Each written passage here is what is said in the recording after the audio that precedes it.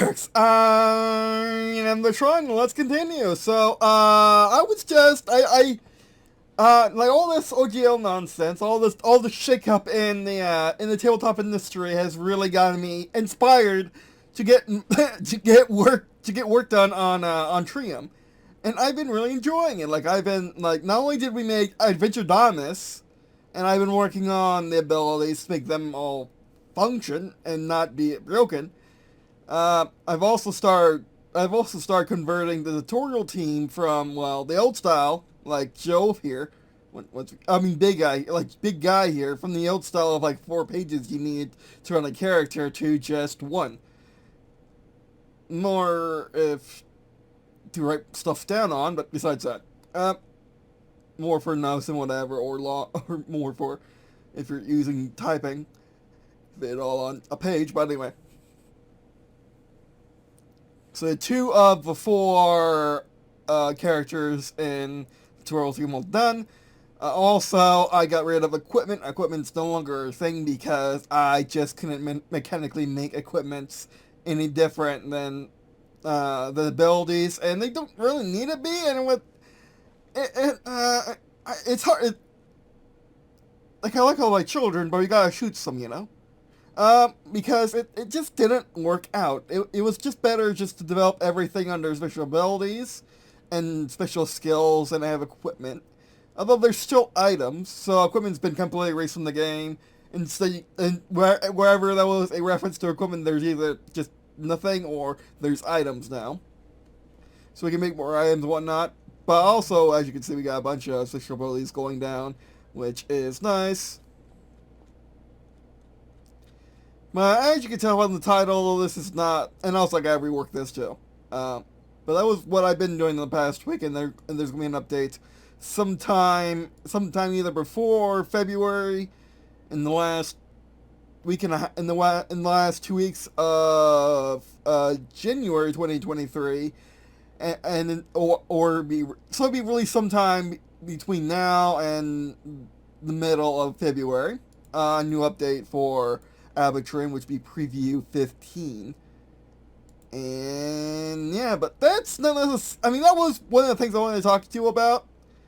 I should be doing these updates more and more. I just been holding back until I got a lot of content together just to really dump it on you. But I really should be doing it as I work. Like when I stop working on something, that's when I should tell you about it. Well, I've done it just so I got some semblance of patch notes going. Especially for people that are we don't want to just follow out a train through this channel. Give them some content to follow.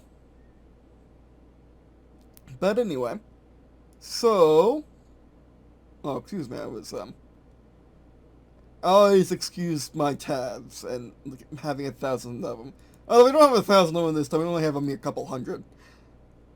Okay, back. Sorry, didn't show my email.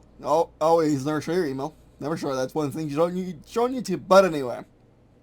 So, I signed up for the ORC a couple weeks ago. I didn't know if I should have said anything about it. I don't think I should have, because, like, none of you are tabletop developers. Or publishers, as they're known. But, yeah, so, and also I didn't want to flood my channel with the nonsense that's going on in TTRPG community, because we don't focus on that on this channel. We focus on video games. Our main focus is video games, of course. So if it was happening in video games, oh yeah, we would be covering it. But it's not, so I don't, and that's fine.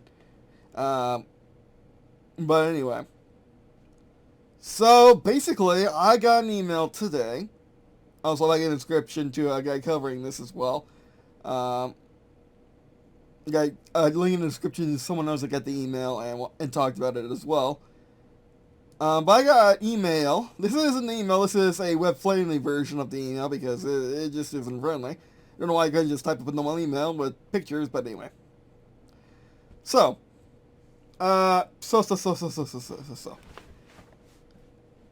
I stated in my last video, there is, a lot of the tabletop RPG companies are getting on board to help make a license to replace the OGL that Wizards of the Coast made back in the day, the makers of D&D, the biggest TTRPG in history.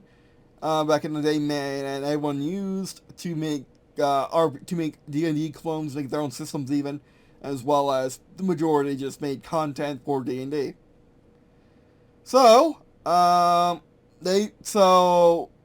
Paizo, which is heading up the new license, and got everyone together, being that they are the primary competition to D&D, much like Bolt Action is the primary competition to 40K, and Warlord games, I should say. Paizo with Pathfinder is primary competition for 40K, for D&D.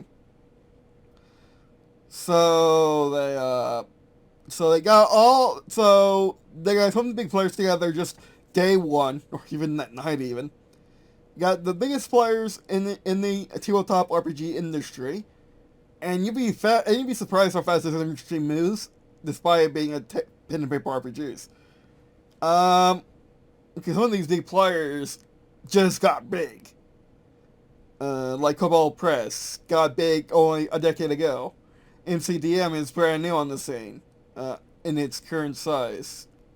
Like it was like its production house only started producing just 3 years ago, I want to say. Whatever. But anyway, as you can see here, here's a list of here's a list of a lot of people who signed up for this program of getting on board, getting on Discord, and talking about the license, which I did as well. I'm not gonna be covering it really. I'll leave that to people who are actually only cover D&D stuff, especially people who only cover D&D news and tabletop RPG news in general. So I'll leave it to them. But I will be in the Discord active.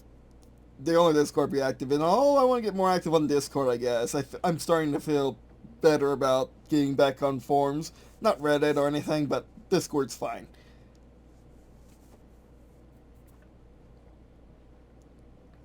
But anyway. So basically the primary goals we know now are to create a system-neutral, open gaming license that provides legal framework for sharing game rule mechanics content between publishers. Which, and actually I should continue. The second point is provide game designers and publishers clarity on how to use game rule mechanics published under the license without having pay lawyers of research to defend their use. Establish a community of open game publishers to share best practices, advice, and resources. I don't know why that never sunk in before what that means, but yeah, that's nice. That's really nice.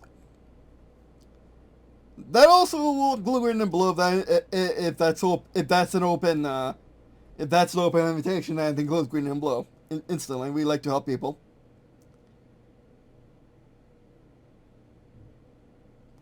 And the second one, and basically what the orc means to me, and why will probably show up in the book if it does actually what I think it's going to do, and that is, what the orc means to me is, it's a document that third-party publishers, people who make stuff who are not a game developer, who make stuff for any game that they do not make or an IP they do not own. And that allows them to publish things for any system who has orc and who is under the orc license, who has the badge and whatnot, to know that they are free to do what they want. They are free to add to the system in any way they like, and they will not get sued by the system owner or have a license that will ever change like the OGL did. And yeah, there's also and also D&D did release the new release the new draft did release a draft to the new OGL. It was kind of finalized before because people were signing it, and yeah, so that's a thing. It's kind of competing with this, but yeah. So why did I sign up for this? Because I already got a content policy, It's because I do believe in that open sharing of content, and I do kind of hope that because it's open and I have orc on my cover, that means people will make content for my game more rarely than they would before. And people can pick up my game knowing that it has it has the orc badge, knowing that they have a wide variety of content they can use. Despite you don't need a license for that. Like you can straight up use Star Wars in D&D. You can literally use Star Wars. You can use Star Wars blasters in Faerun while playing 40k. You can do that. You can straight up do that. There's nothing stopping you from doing that. Or Star Wars Legion people in the setting of Faerun while playing using 40k rules. There's absolutely nothing stopping you from doing that. So, but it's still nice to be part of like an HDMI, a USB kind of movement, user kind of movement for the ESRB movement of TTRPG publishers. You know, I'm barely qualified as one. I am working on a TTRPG. It's also a war game. And it's also impossible. It's also a grand strategy game which don't exist apparently, in tabletop, as a tabletop game that's not a board game, and even it barely exists as board games. So yeah, it's just something that I decided that I might as well check it out. If I don't like it, I don't need to put it in the book. Because I don't know if you got this, but thank you for pledging your support to participate in the development of the open gaming license of ORC. Because I'm pledging to support the development. I'm not pledging to put it in my book.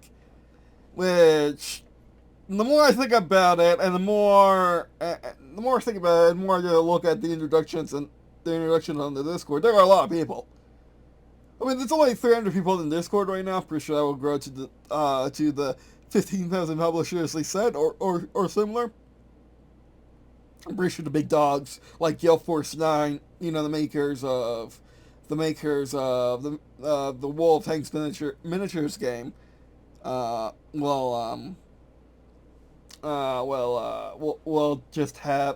be on the Discord, but we'll get like stuff directly from ORC, or stuff directly from the ORC Alliance headquarters, which is effectively Paizo. Paizo's heading up the movement, but as soon as ORC is released, it'll be just using the lore. It'll be just using the lore house, the lawyer house. But yeah, choose like a Zoro or something. They work in IP law, and they work with a bunch of different publishers in this space apparently. So yeah, is that it? This is gonna be a short video if it is, but yeah, that's all I wanted to say. We don't need to read this, I don't think. Well, discussion we hosted on the Discord. More on the blog. Here's the blog. Here are something of the companies in the who have signed on.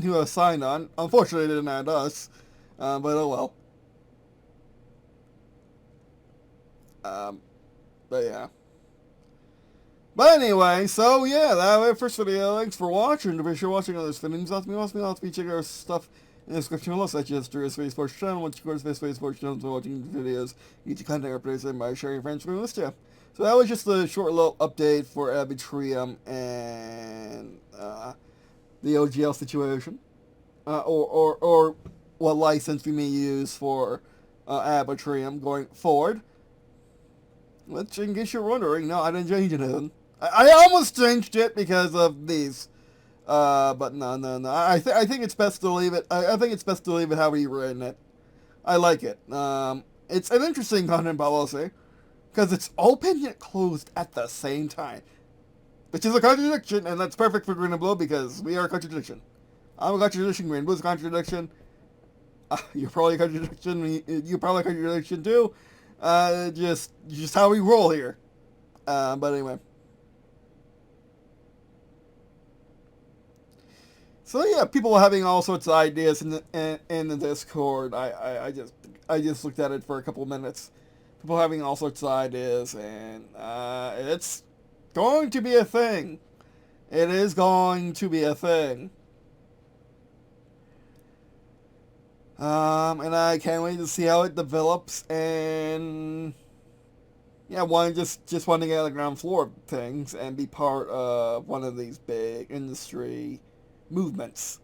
Because you hear about them, you're never going to take part in them, but now we are. So we'll see. Alright,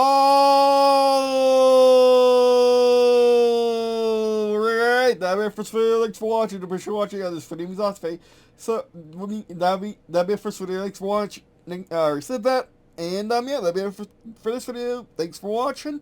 And I guess see you in a second.